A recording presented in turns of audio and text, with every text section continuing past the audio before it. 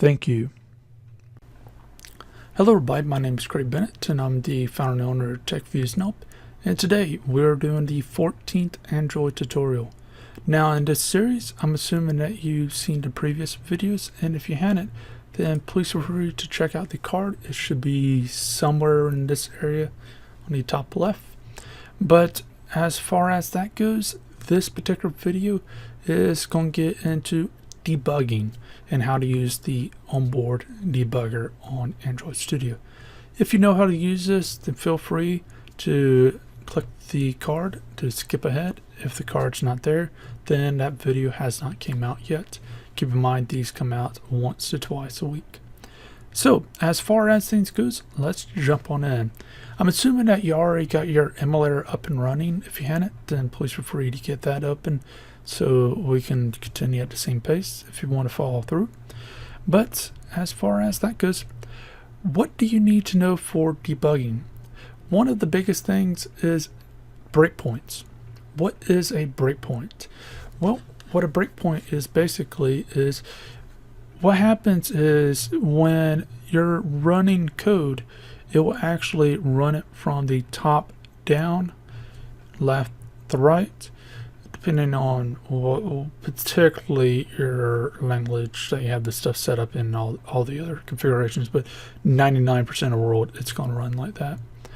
But with that in mind, what you're going to keep in mind is the breakpoints. Basically, a breakpoint is it won't go any further until you okay it, and that's part of a debugger. Because what a debugger allows you to do is basically you can go and run a code all the way up to a point and say it works up to this point, and then you know the problem is probably not there, and go further and further and further until you hit a problem and you see, okay, this doesn't work, it's not compatible for whatever reason. Why is it not compatible? And you can go from there. It's good troubleshooting. There's also other things you can do with it to figure out exactly why is your application working the way it is. So when you're learning, this is like a great tool. So with this, how do you set up a breakpoint? There's two ways of doing it. The first and the easiest is go to a particular line. So I'm going to go to the onCreate, and in this left area, this is called a gutter. So what we want to do is click on a blank space in the gutter, and then you'll see this red dot, and then it will go have a red line going all the way across, and that's a breakpoint. Again, if we go down, you can see a few more. So with that, another way you can add a breakpoint is by selecting a particular line, go to Run, go down to Toggle Line Breakpoint, and that makes a breakpoint right there. You can also toggle it off. So how do we run the debugger? I'm assuming that you have your emulator up and running as I requested earlier. And what we need to do is turn on the debugger by right next to the play button. We have a little bug icon, and just select that. When you hover over it, it should say debug. Click OK to run it in your emulator. And as far as that goes, what you'll see here is the debug comes up, and let's let that go through. And what you'll notice is there's nothing. Why is this? Well, it simply has to deal with the debugger. It's stopping any progress from the next part. So we stopped it with the onCreate. So with this, let's lower this down a little bit. Now, with this, keep in mind that everything after this particular breakpoint, it's not going any further. So if we go down here and just hover over one of these, you'll see it's equals null because it has not loaded up the stuff. But if we go above here, say for example, if we go to the color wheel, and if we go down to Control and F1, you can see it loaded up all of this stuff. Same thing with some of these. One of these I'll do it with some stuff, as you see here.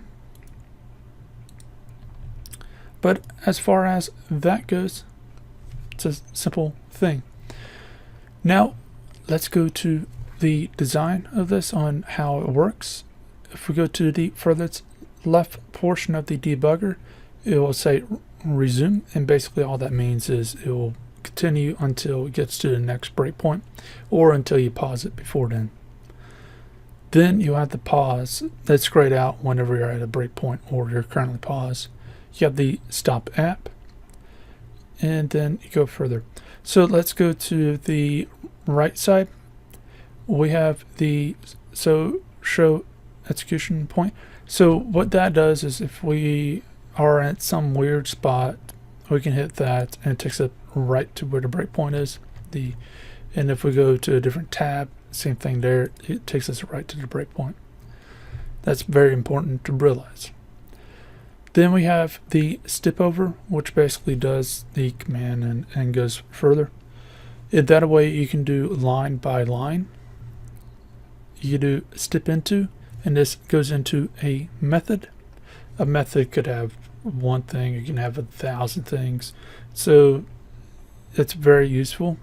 And if we got step out of, and that takes you out of the method and completes the particular method. So with this, you can have multiple breakpoints out through your code. So say for example, if I'm not interested in most of this, I just want to care for, okay, if it creates, good. If not, then we need to figure that out.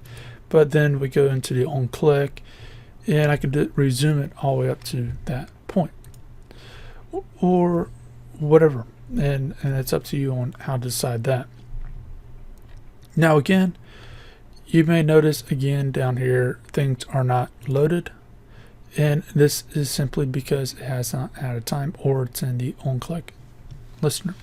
So what we need to do is go and select the step over, and you can see that it starts adding things. If we do this a few times, you can see where it actually, instead of it saying something like this where it's null because it didn't load it, if we click into this, I think this one should be null too, but if we click into this, yeah, it's null. Where it's loaded, it actually tells you what's loaded, and you go in and see furthermore into it and the exacts on it. So we can actually go all the way down and then go further, and it takes us to other things that load, things that you wouldn't even know, even on a simple application like this, that it's loading. So you can go through all that on your own. So with that, once you get to a point, it will load the layout and everything. And I'm just going to close these other things so it doesn't confuse us.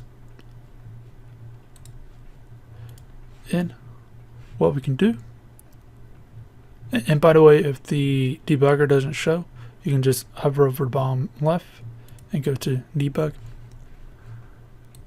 So with this, what we can do is say, okay, it works like we want it to. So what we can do is go to the listener, and let's say put a debug there, and you see where it paused it once I hit that button, because it allows us to check the code. It says, okay, this is being activated, now let's check it. It's very important. So if we go through this again, the onCreate, and then if we go to this and run it again, we can see that. So for example, we have the thing paused, we hit it twice to initialize, and because we have the breakpoint for the button, we click the button and it takes us there because we already have it set up to use as a breakpoint, so we can actually monitor all the code and what it does. And that's one reason why a lot of developers have multiple monitors, because they're able to do everything on as far as coding on one screen and have the emulators up in another screen, and it's very useful in that aspect, by the way. But with this is a easy and quick way to find problems. Anyways, this is a very useful tool when coding, as seen here, and you probably know of many other instances or can think of. And feel free to leave a comment below on some instances where you think this can be useful.